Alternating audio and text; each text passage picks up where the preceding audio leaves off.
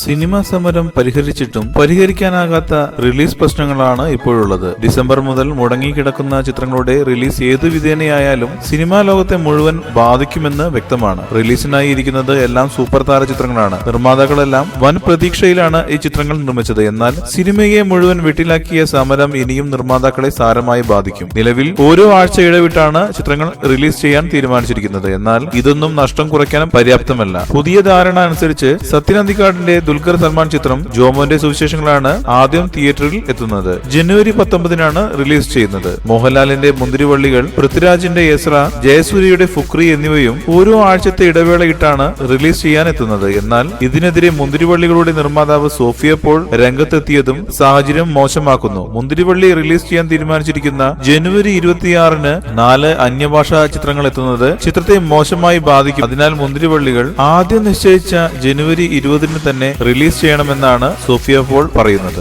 കൂടുതൽ സിനിമാ വാർത്തകൾക്കും വിശേഷങ്ങൾക്കും ഇപ്പോൾ തന്നെ സബ്സ്ക്രൈബ് ചെയ്യൂ മലയാളം ക്രിയേഷൻസ്.